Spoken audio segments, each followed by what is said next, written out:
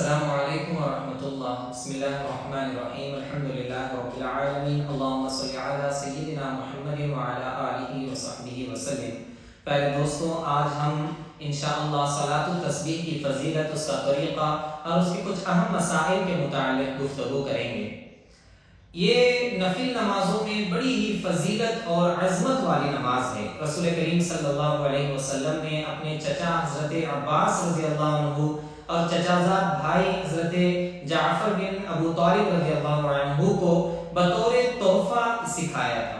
آپ نے اپنے چچا سے مخاطب ہو کے کہنے لگے کہ اے چچا، کیا میں آپ کو ایک بیش قیمتی تحفہ نہ دوں، ایک ایسا عمل نہ سکھاؤں جس کے کرنے سے آپ کے تمام گناہ بخش دیے جاتے ہیں؟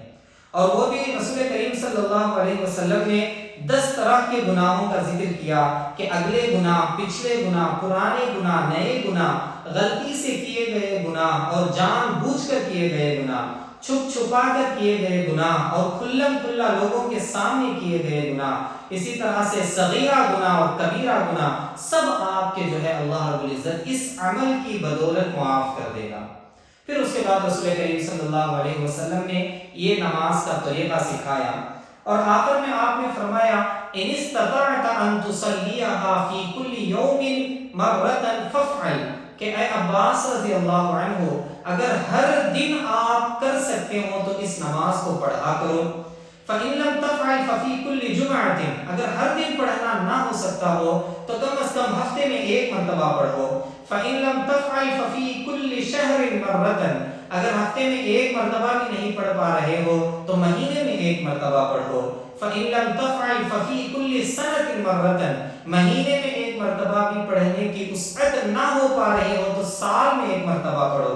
وَإِن لَمْ تَفْعَلْ فَفِي عُمْرِكَ مَرَّةً، اور اگر سال میں ایک مرتبہ بھی نہیں پڑھ پا رہے ہو تو پوری زندگی میں ایک مرتبہ تو یہ نماز پڑھ لینی چاہیے۔ اب اس کا طریقہ کیا ہے؟ تو اس کے طریقے کے مطابق 2 روایتیں ملتی ہیں، ان میں سے ایک جو عام طور پر ہم عمل کرتے ہیں وہ یہ ہے کہ 4 رکعات کی یہ نماز ہے جس کے ہر رکعت میں 75 یعنی 75 ٹائمز جو ہے یہ خاص ذکر سبحان اللہ والحمد للہ ولا الہ الا اللہ واللہ اکبر کو پڑھا جائے گا۔ اس طرح سے 4 رکعتوں میں 300 مرتبہ یہ ذکر مکمل ہوتا ہے۔ اب کب پڑھیں گے ذکر؟ تو دیکھیے کہ سب سے پہلے ثنا پڑھیں گے، ثنا پڑھنے کے بعد 15 مرتبہ اس تسبیح کو سبحان اللہ والحمد للہ ولا الہ الا اللہ واللہ اکبر، اس تسبیح کو پڑھیں گے۔ پھر اس کے بعد فاتحہ کے بعد کوئی اور سورہ، اس کے بعد 10 مرتبہ یہی ذکر پڑھیں گے۔ پھر رکوع میں جائیں گے، رکوع کی تسبیح سبحان ربی العظیم پڑھنے کے بعد 10 مرتبہ یہ تسبیح پڑھیں گے۔ رکوع سے کھڑے ہوں گے، قومے میں آنے کے بعد سمی اللہ لمن حمدہ ربنا ولک الحمد کہنے کے بعد 10 مرتبہ اسی تسبیح کو پڑھیں گے۔ پہلے سجدے میں جائیں گے، سجدے کی تسبیح پڑھنے کے بعد پھر 10 مرتبہ اس کو پڑھیں گے۔ پھر جلسے میں تحیات میں جیسے بیٹھتے ہیں ویسا بیٹھیں گے اور وہاں پر 10 مرتبہ اس تسبیح کو پڑھیں گے۔ پھر دوسرے سجدے میں جا کر سجدے کی تسبیح کے بعد 10 مرتبہ پڑھیں گے۔ اس طرح سے ایک رکعت میں مکمل 75 مرتبہ یہ تسبیح پڑھی جائے گی۔ پھر دوسرے سجدے سے سیدھے کھڑے ہو جائیں گے، قیام میں اب 15 مرتبہ یہ تسبیح، اس طرح سے چاروں رکعتوں میں 300 مرتبہ یہ تسبیح کو مکمل کرنا ہے۔ اب ایک بات ہے کہ 4 رکعت ایک سلام سے پڑھیں گے یا 2 کر کے پڑھیں گے، دونوں صورتیں درست ہیں۔ بہتر ہے کہ 4 رکعت کو بھی ایک ہی سلام سے پڑھا جائے، نہیں تو 2 کر بھی ہم انشاءاللہ پڑھ سکتے ہیں۔ یہ نماز کا طریقہ ہوا۔ پھر ایک مسئلہ ہے کہ اگر کوئی کسی جگہ پر تسبیح کو بھول جائے تو پھر کیا کرنا ہے؟ تو دیکھیے کہ اگلی مرتبہ جہاں پر ہم کو پڑھنا ہے، رکوع میں اگر بھول گئے تو پھر سجدے میں جا کر رکوع کی تسبیح کو بھی پڑھ لیں گے۔ پہلے سجدے میں بھول گئے تو دوسرے سجدے میں جا کر وہ تسبیح کو پڑھ لیں گے۔ جملہ یہ بات ہے کہ ایک جگہ کہیں پر تسبیح پڑھنا بھول جائیں تو دوسری جگہ جا کر وہ تسبیح کو ہم مکمل کر لیں گے۔ یہ ہوا نماز تسبیح کا طریقہ۔ اب دیکھیے اس کی بڑی فضیلت ہے، جیسے میں نے شروع میں بتایا کہ 10 طرح کے گناہ اللہ رب العزت معاف کرتا ہے، اور وہ گناہوں کی تعداد میں حدیث کی کتابوں میں آتا ہے، سنن ابو داؤد میں ذکر کیا گیا ہے، فَإِنَّكَ لَوْ كُنْتَ أَعْظَمَ أَهْلِ الْأَرْضِ اگر تم زمین میں سب سے زیادہ گناہ کیے ہوئے شخص ہو تو بھی اللہ رب العزت اس تسبیح کی بدولت تمہارے گناہوں کو بخش دے گا۔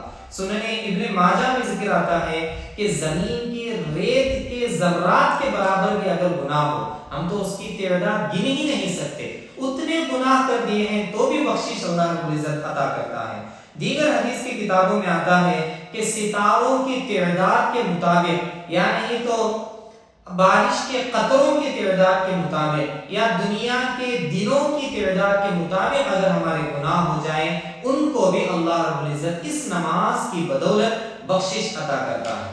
اب اس کے ساتھ ہی اس میں ہم جو ذکر پڑھتے ہیں، جو تسبیح پڑھتے ہیں، سبحان اللہ والحمد للہ ولا الہ الا اللہ واللہ اکبر، یہ تسبیح بھی بڑی فضیلت والی تسبیح ہے۔